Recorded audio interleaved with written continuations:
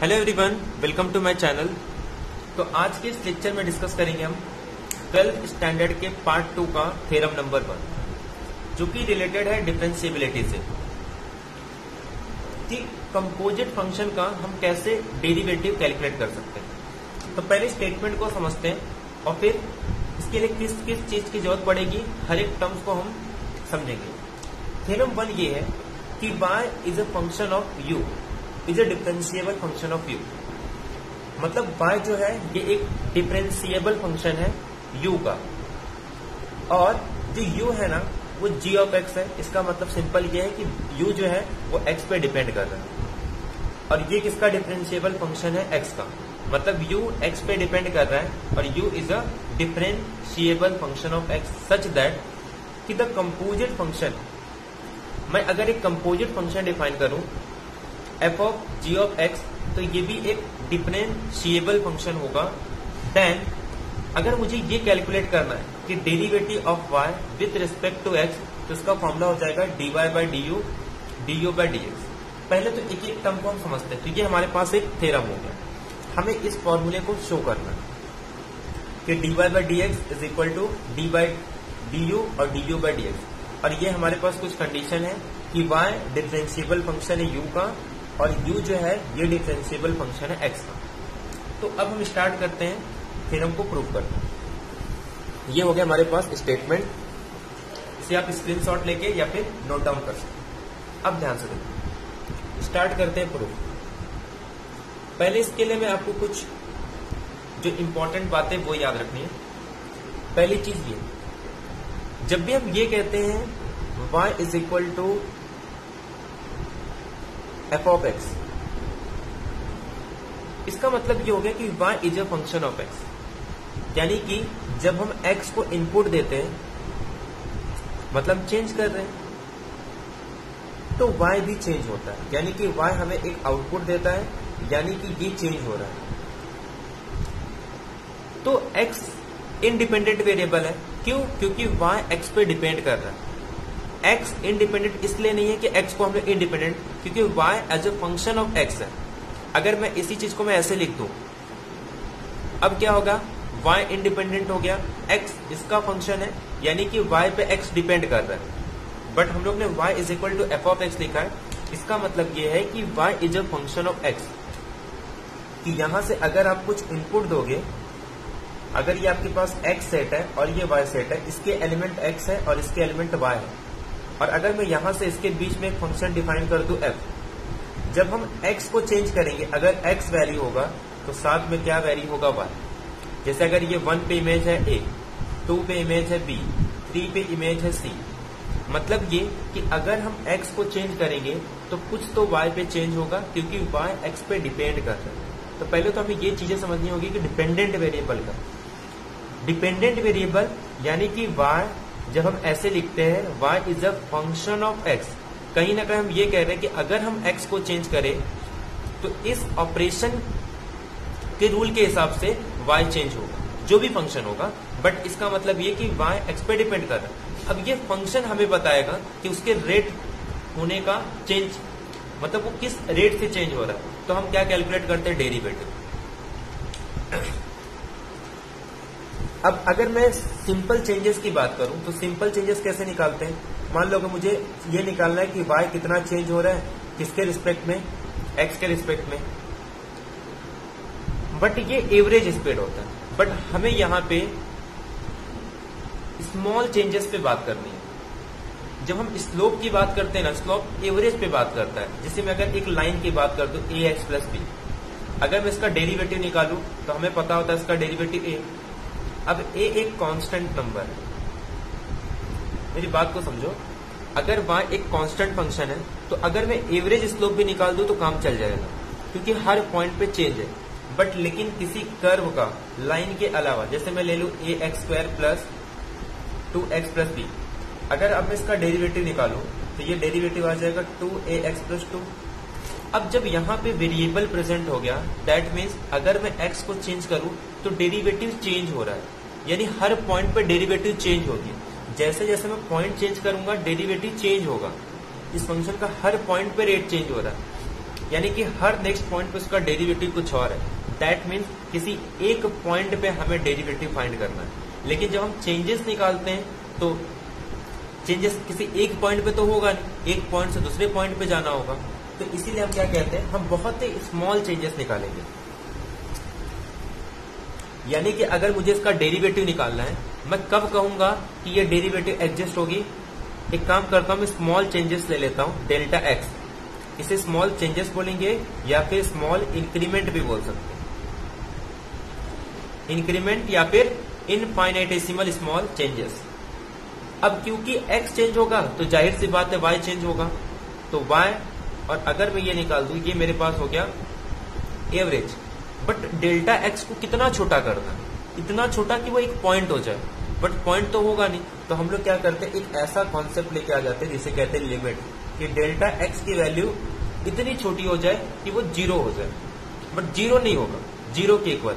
और अगर ये लिमिट एग्जिस्ट होगा तब हम कहते हैं कि इसका डेरिवेटिव एग्जिस्ट हो जाएगा। और अगर ये लिमिट, ये जो RHS का लिमिट है, अगर ये लिमिट एग्जिस्ट हो जाती है तब हम कहते हैं कि y is differentiable. y differentiable है, where y is a function of x। y x का फंक्शन है या फिर y is a differentiable function of x। तो जो हमने टर्म्स यूज किया ना थ्योरम में, इसका मतलब ये स्टेटमेंट बता रहा है। जब वो ये कह रहा है कि डी वाई जो है u का फंक्शन है और वो u के रिस्पेक्ट में डिफरेंशिएबल है, कहीं ना कहीं वो ये कह रहा है कि अगर हम u को चेंज करेंगे तो उसके रिस्पेक्ट में y चेंज होगा, और u को अगर मैं स्मॉल चेंजेस कर दूं तो इनका जो रेट होगा वो dy बाय डी यू, यानी कि ये लिमिट एग्जिस्ट कर रही है। तो ये हो गया डेरिवेटिव का डेफिनेशन। तो यहां से आपको ये जनरलाइज, मतलब ये समझ में आ गया होगा कि जब भी हम ये कहते हैं कि y is a differentiable function of x, that means dy by dx की जो लिमिट होगी RHS में वो एग्जिस्ट होगी। और उसे अगर ये लिमिट एग्जिस्ट होगा और हम कहते हैं dy बाय dx, यानी कि y is a function of x which is differentiable on x। तो ये हमारे पास, ये हमें समझ में आ गया। अब इसी चीज का हमें यूज करते हैं। एक नोट तो ये हो गया। सेकेंड नोट याद रखना है, डेल्टा एक्स अप्रोच कर रहा है 0 को, इट डजंट मीन कि delta X is non zero. और हमें पता है कि हम a बाय बी हमेशा लिख सकते हैं अगर b इज नॉन जीरो हो। अगर मैं डेल्टा एक्स को एक नंबर समझू और मुझे लिखना है यहाँ पे delta X by delta Y, अगर ये एक नंबर है, ये एक नंबर है, तो मैं इस तरीके से डेल्टा एक्स और डेल्टा वाई यहाँ पे कोई भी नंबर लिख सकता हूँ, बट कंडीशन क्या होनी चाहिए, delta Z is non zero. अगर ये एक नंबर है तो मैं उससे मल्टीप्लाई और डिवाइड कर सकता हूँ, बट कंडीशन क्या होना चाहिए, वो नंबर इज नॉन जीरो। इसीलिए जब हम लिमिट लगाते हैं, जब हम ये कहते हैं कि डेल्टा टेंस टू जीरो, इसका मतलब ये नहीं होता कि जीरो को जीरो है, बल्कि जीरो को अप्रोच कर रहा है। तो इस दो कॉन्सेप्ट के बेस पे हम अब प्रूव करेंगे। और एक चीज समझ लो, थर्ड, हमें पहले क्या गिवन दिया है कि y जो है ये u पे डिपेंड कर रहा है, मतलब अगर u चेंजेस होगा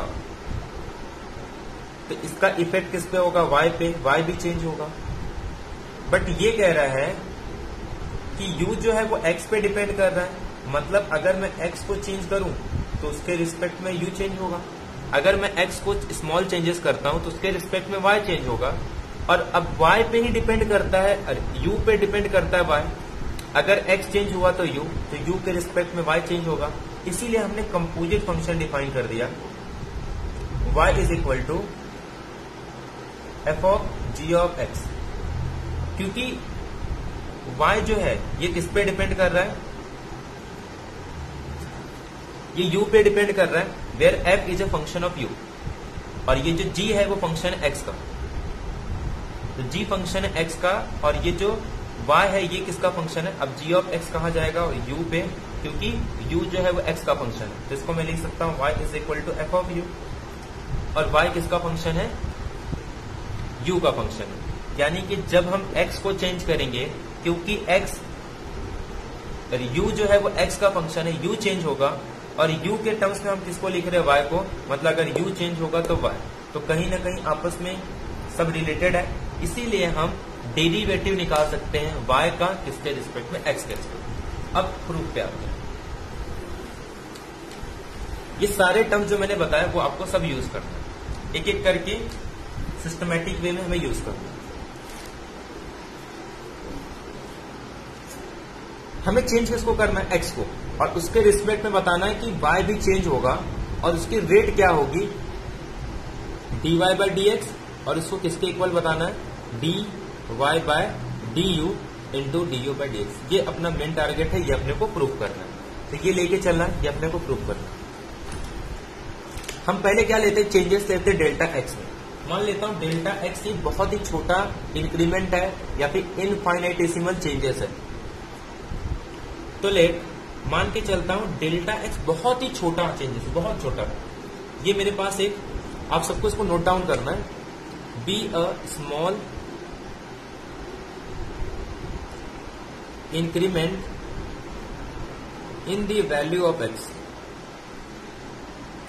in the value of x, मतलब एक्स में मैंने स्मॉल चेंजेस कर दिया। जैसे मान लो ये मेरा एक्स एक्सिस है और ये छोटा सा चेंजेस मैंने इसको बोल दिया डेल्टा एक्स, बहुत छोटा चेंजेस। कितना छोटा, तो ऑलमोस्ट 0 के बराबर, ये बाद में देखेंगे कितना छोटा, बट ये बहुत स्मॉल इंक्रीमेंट है। अब ध्यान से सुनो, इसका मतलब एक्स पे जो डिपेंड करेगा वो भी चेंज होगा, क्योंकि हमें पता है कि अगर फॉर एग्जांपल मैं किसी मेरे फैमिली में जो मेन मेंबर है, जिसपे सारे मेंबर डिपेंड करते हैं, अगर उसकी सैलरी में इंक्रीमेंट होगा तो कहीं ना कहीं पूरे फैमिली के जितने भी मेंबर उन पे भी इफेक्ट होगा, उनकी सैलरी में भी क्या होगा, उनके जो खर्चे में या फिर जो फैमिली का जो भी खर्चा करे उसमें भी इंक्रीमेंट होगा, क्यों, सैलरी इंक्रीमेंट हो गई और सारे लोग उस पर डिपेंड करते हैं।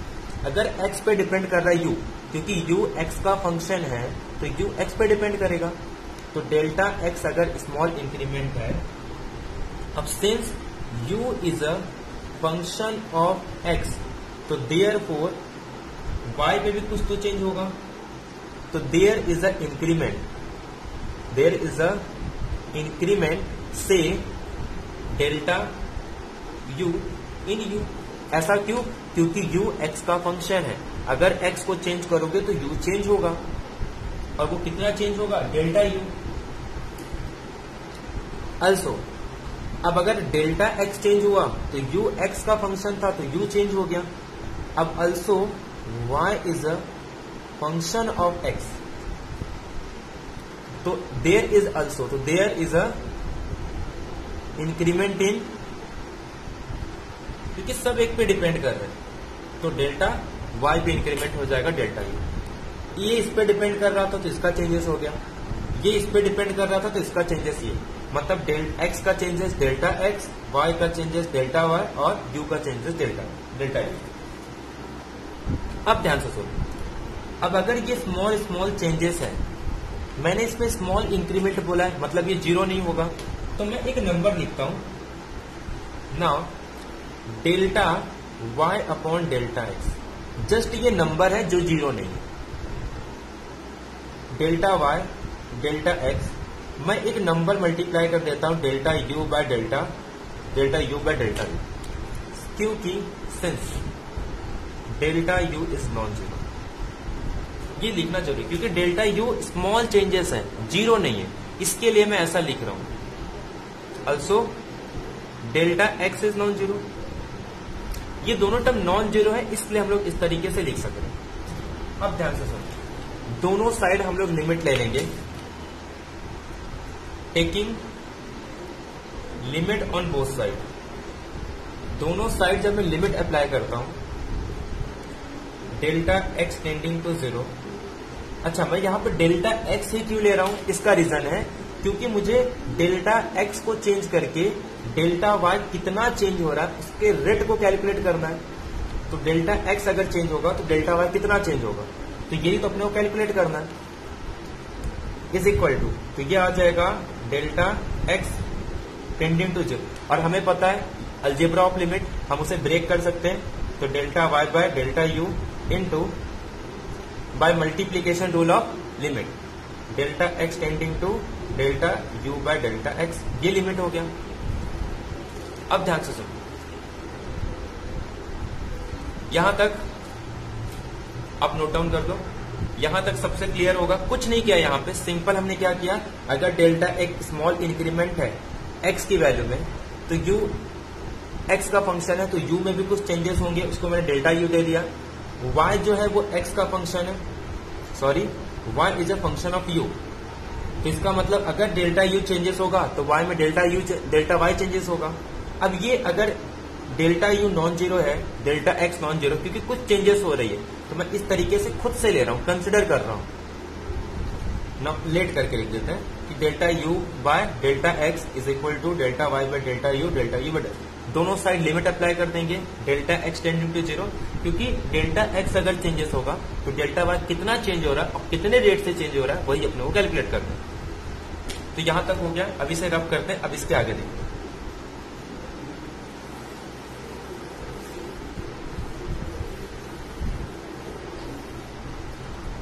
अब हमको पता है कि डेल्टा एक्स पे डिपेंड कर रहा है यू, तो एज डेल्टा एक्स अगर अप्रोच कर रहा है जीरो को, अब since Y is a function then delta U tending to zero, जो ऑलरेडी हमने लिख चुका है, हमने लिखा है कि अगर डेल्टा एक्स जीरो को अप्रोच कर रहा है तो डेल्टा यू अप्रोच करेगा जीरो को, क्योंकि already U is a differentiable function of X. Actual में इसमें डिफरेंशिएबल की भी जरूरत नहीं है, अगर कंटिन्यूअस भी हो तो भी अगर ये स्मॉल चेंजेस हो रहा है तो डेल्टा यू में स्मॉल चेंजेस होगा। ये हम लिमिट के कॉन्सेप्ट या कंटिन्यूअस, और वी नो दैट कि every differentiable function is continuous, तो अगर एक्स में जीरो अप्रोच कर रहा है और यू एक्स का कंटिन्यूअस फंक्शन है तो डेल्टा यू में भी कहां अप्रोच करेगा जीरो को, तो यानी कि मैं इसको रिप्लेस कर सकता हूं डेल्टा यू से। तो therefore limit delta X tending to zero delta Y by delta X is equal to delta X approach to zero, sorry इसे हम लिख देंगे delta U delta Y by delta U into limit delta X tending to zero delta you by delta X. यहां तक clear हो गया? अब ध्यान सुनो, अब क्या करना, मैंने स्टार्टिंग में आपको डेरिवेटिव का डेफिनेशन बताया था कि अगर y डिफरेंशिएबल फंक्शन है u का तो ये लिमिट एग्जिस्ट होगी और किसके इक्वल होगा, du बाय dv। तो अब आपको क्या लिखना है, since y is differentiable function, और ये गिवन दिया है, यहां पे साइड में लिख सकते हो, ये गिवन दिया है कि इफ अगर y डिफरेंशिएबल फंक्शन है x का तो देयरफॉर dy बाय dx ये किसके इक्वल होगा, लिमिट डेल्टा, या फिर ऐसे लिख सकते हैं कि अगर ये डिफरेंशिएबल फंक्शन x का तो ये जो लिमिट होगी वो एग्जिस्ट होगा। पहली कंडीशन तो ये कि ये लिमिट एग्जिस्ट होगी और ये किसके इक्वल होगा, dy बाय du, ये लिमिट क्या होगा, एग्जिस्ट। यहां पे लिख सकते हो ये जो लिमिट एग्जिस्ट होगी एंड इज इक्वल टू ये लिखने के बाद ये लिख सकते हैं या फिर डायरेक्ट ये लिख दो। सिमिलरली अगर u x का फंक्शन है, सॉरी यहां पे y u का है और y अगर डिफरेंशिएबल फंक्शन है x का, तो डेल्टा x अगर अप्रोच करेगा जीरो को तो delta u by delta x ये किसके इक्वल आ जाएगा, du बाय dx, और ये अपने को गिवन दिया है। यहां आ गया, यानी कि ये दोनों लिमिट एग्जिस्ट होगी और ये लिमिट किसके इक्वल होगा, dy बाय du, और ये लिमिट किसके एग्जिस्ट होगी, du बाय dx, क्योंकि इसका लिमिट एग्जिस्ट हो रहा है। क्यों एग्जिस्ट हो रहा है, क्योंकि y डिफरेंशिएबल फंक्शन ही होगा। ये क्यों एग्जिस्ट हो रहा है, क्योंकि u डिफरेंशिएबल फंक्शन है, ये गिवन दिया। तो यहां तक नोट डाउन करो इसको। अब देखो, अब ये जो पॉइंट है इसको मैं यहां रिप्लेस कर सकता हूं, इसके प्लेस पे मैं लिख सकता हूं, इसके बाद लिखना है आपको, इसके प्लेस पे मैं लिख सकता हूं du बाय du, और इसके प्लेस पे लिख सकता हूं du बाय dx। इसके प्लेस पे क्या लिख सकता हूं, du by dx, dy by du by dx। अब ये लिमिट एग्जिस्ट हो रहा है, ये लिमिट एग्जिस्ट हो रहा है, इसका मतलब दोनों का प्रोडक्ट का लिमिट एग्जिस्ट होगा। और अगर इसका लिमिट एग्जिस्ट हो रहा है, फिर RHS का अगर लिमिट एग्जिस्ट हो रहा है, सुनो इसके बाद क्या लिखेंगे, ये इतना हो गया। Since limit of RHS exist, तो देयरफॉर ये जो लिमिट है ये भी एग्जिस्ट होगा, एग्जिस्ट। और अगर इसका लिमिट एग्जिस्ट होगा, अगर ये लिमिट एग्जिस्ट कर रहा है, इसका मतलब क्या है कि ये किसके इक्वल हो जाएगा, dy/dx, और y is a differentiable function of x। तो देयरफॉर इसके बाद यहां तक नोट डाउन करने के बाद फिर लिखो,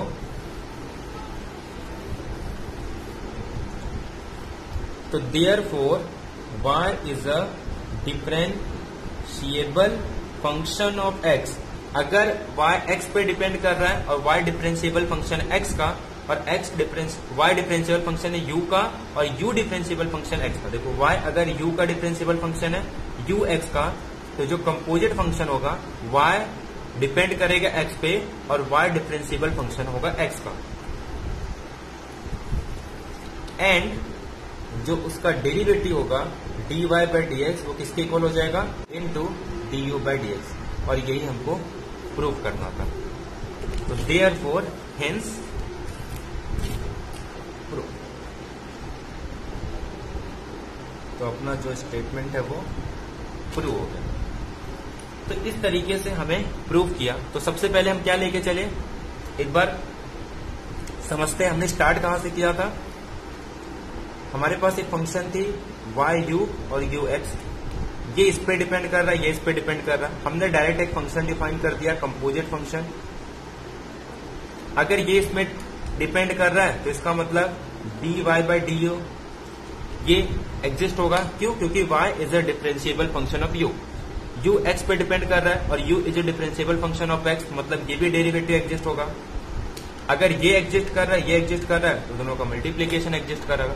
और जिस तरीके से हमने कंस्ट्रक्ट किया था, हमें पता चला कि RHS जो है ये किसके इक्वल आ रहा है, limit delta x tending to 0। और ये अगर लिमिट एग्जिस्ट होगा तो ये एक्चुअल में है क्या, dy/dx। इससे हमें ये क्लियर हो गया कि इसकी लिमिट एग्जिस्ट होगी, और इससे हमें ये पता चलता है कि y is a differentiable function of x। तो ये था हमारा प्रूफ। और एक एक टर्म्स आपको बहुत ही अच्छे तरीके से समझ में आ गया होगा। अब क्या करना है, आपको प्रैक्टिस करना है, और एक दो बार प्रैक्टिस करोगे तो यहां से आपके इजीली आप क्लियर कर सकते हो। इसके बाद दो क्वेश्चन और है डिफरेंशिएबल के, एक तो इनवर्स वाला और एक तो चेन रूल। चेन रूल का और ये कंपोजिट दोनों को जो प्रूफ है वो सेम है, खाली गिवन में थोड़ा डिफरेंस, नोटेशन में थोड़ा डिफरेंस होगा, बाकी एज इट इज ऐसे ही प्रूफ होगा। और एक इनवर्स का, तो नेक्स्ट लेक्चर में हम लोग इनवर्स का और एक लेक्चर में चेन रूल के भी थ्योरम को प्रूव करेंगे। उसके बाद इंटीग्रेशन के जो 8 प्रॉपर्टी है और इंटीग्रेशन में कुछ थ्योरम्स है, ताकि आपके 15 मार्क्स जो है कैलकुलस और पार्ट 1A को लेके जो 15 मार्क्स आएंगे आपके, वो इजीली आप गेन कर सकते हो। 15% I think total marks 17 to 18 आपके थ्योरी से गेन होते हैं, तो वो आप इजीली गेन कर सकते हो। तो आई होप आपको वीडियो पसंद आया होगा। मिलते हैं नेक्स्ट लेक्चर में कुछ नए वीडियो के साथ। Thank you very much.